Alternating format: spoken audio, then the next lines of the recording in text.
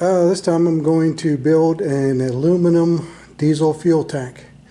I'm going to use it to transport diesel from the farm store back here to the house so I can get farm diesel and run, got a welder and backhoe and some other equipment that I run on diesel.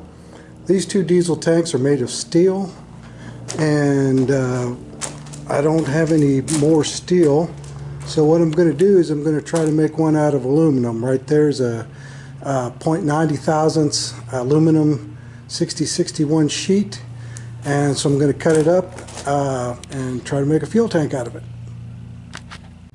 Now, before I weld my fuel tank up, I want to make sure that the welds I'm going to use are adequate and will hold up under the stress. And so I'm going to weld an outside corner joint. And so what I'm going to do is I'm going to come over here to the bandsaw, and I'm going to take these three pieces of aluminum that are the same as the blank that I'm going to use. I'm going to saw them in half. See, I got the lines there. Then I'm going to weld them together. I'm going to use 4043, 4943, and 5356, and then I'm going to put them in the vise to see which holds up the best.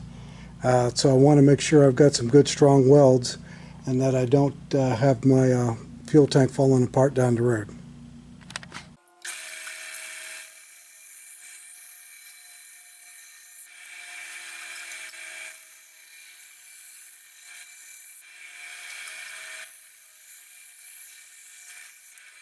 As you can see, the edges aren't the best in terms of smoothness or straightness. I want to get them a little bit nicer before I weld them. So what I'm going to do is I'm going to use what's called a Vixen file. You can see how coarse the teeth are. And then I'm going to put these in a vise. I don't care if they're scarred up, so I'm not going to put any wood there. And I'm going to go ahead and file these so they're nice and smooth. And we have a nice clean surface to weld on.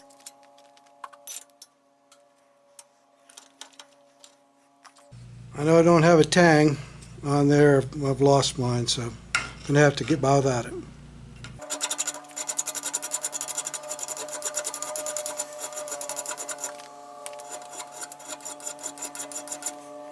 Since I really don't care if these are all the same height, except the two outer ones are done. No sense in doing too much filing.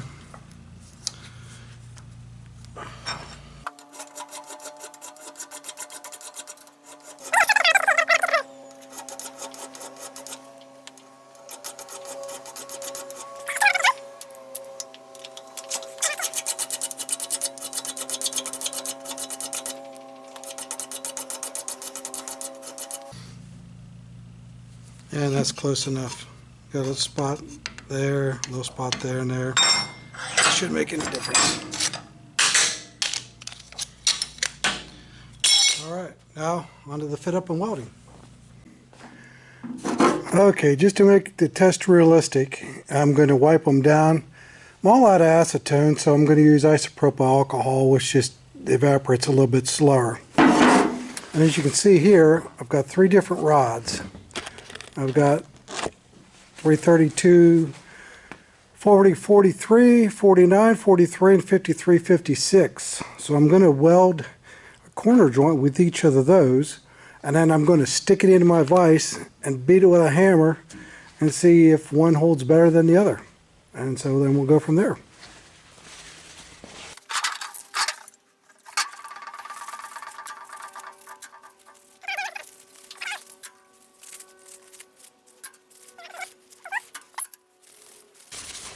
And then we'll wipe these rods. Let's see if there's any dirt on there. That's what it looks like here.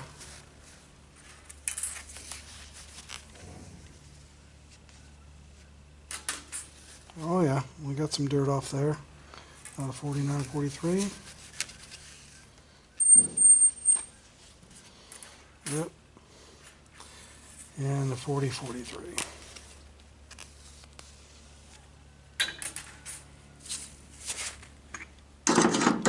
Pick this up, dry it up so we don't have a big fire. And we'll get to welding. Okay, I got all my 3 test pieces fit up with the different wires. Not sure how well you're going to be able to see what the welding process is, but I'm going to go ahead and weld them up, and then we'll put them in the vise and whack them with a hammer. Okay, first I'm going to do the 4043. See how that goes.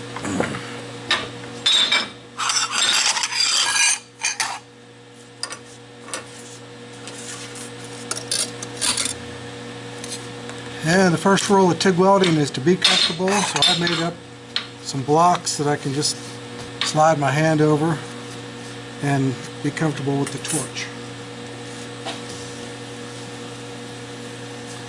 Using AC at about I think 110 amps and 120 hertz on the frequency.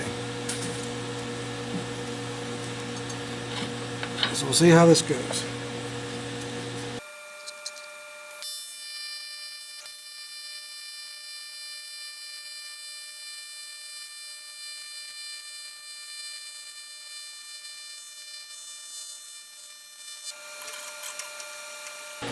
Yeah, definitely not the best looking weld, but that's all I can do.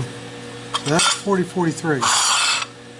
I'll try the 4943, see how that works. I think this is a little high. I'm going to get another block.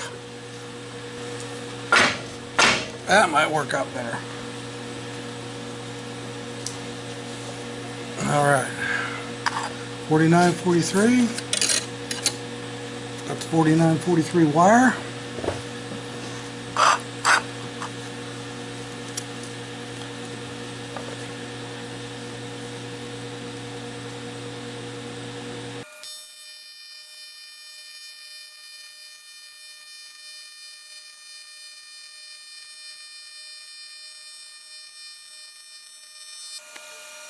Yeah, that was 4043, 4943. It's alright, I guess. Now for 5356.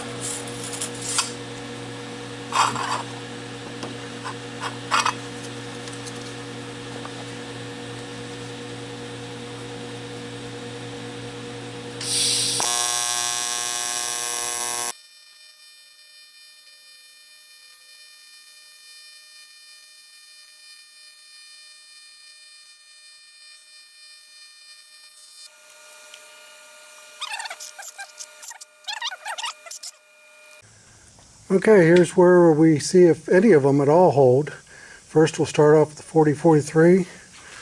Going to use our BFH and we're going to whack on it. Well, that one didn't. Looks like that weld maybe is the operator, but that didn't hold worth a crap.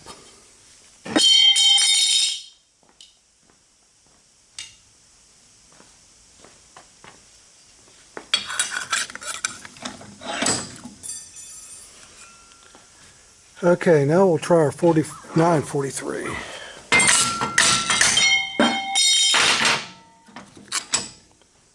Again, maybe it's the operator. Didn't hold up very well either.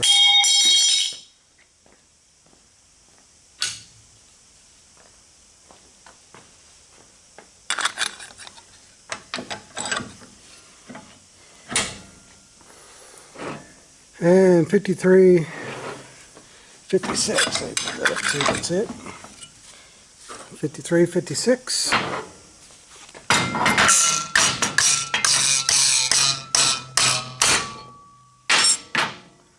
Well, it looks like 5356.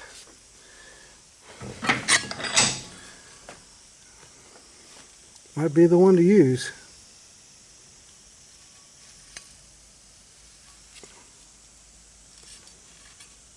I don't think I welded it any different. I'll try the other ones one more time. I'll weld them up and really try to burn it in and see if I can get more penetration and see if it'll hold. But right there, 5356 seems to have held it. Okay, it's time for test number 2. it was a 4043. We'll give it a whack. And it lasted a little bit longer.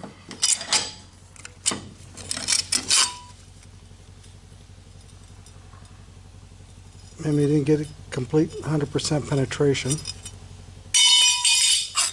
And the 4943.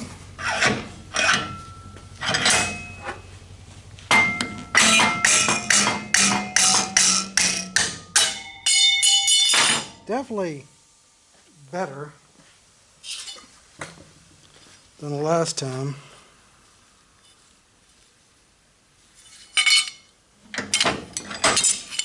So I'm going to do one more with the 5356, and so that I can really confirm that this is the one I want to go with. Okay, this is the last one I welded with 5356, and we'll see if it will break.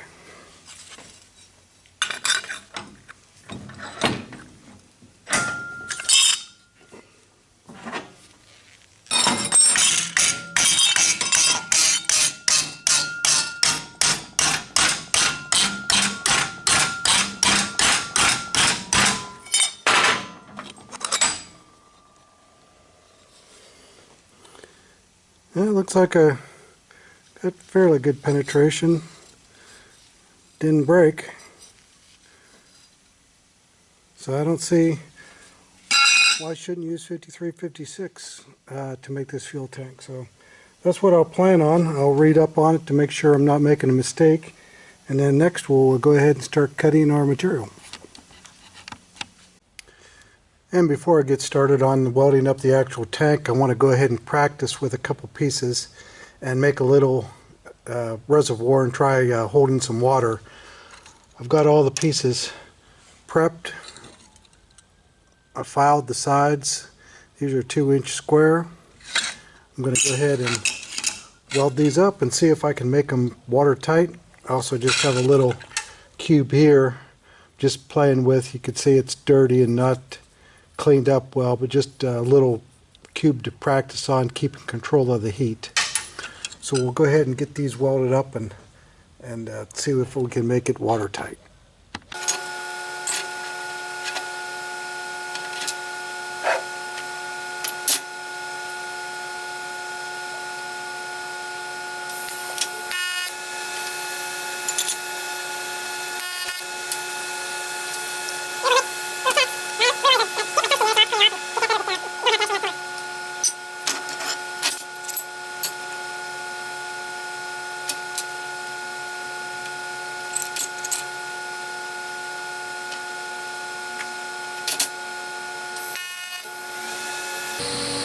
All I'm doing is just blasting it as hard and fast as I can, and it melts together. As long as it's a good tight fit up.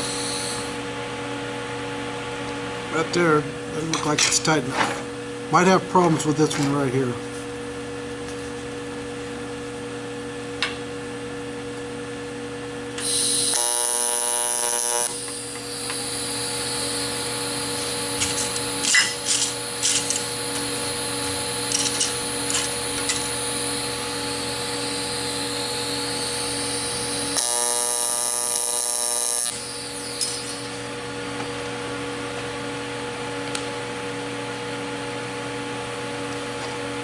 If it wasn't a perfect fit up, just like that, you can see it blows it away, and you have to add a little bit of metal.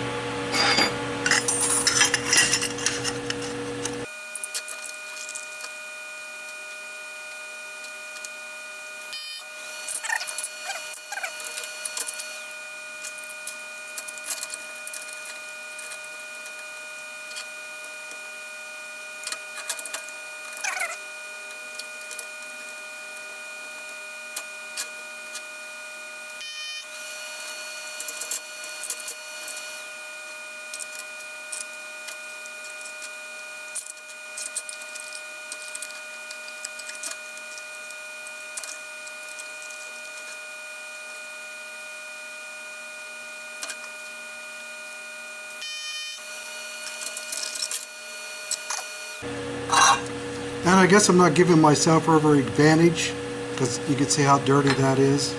We'll just have to see what it does.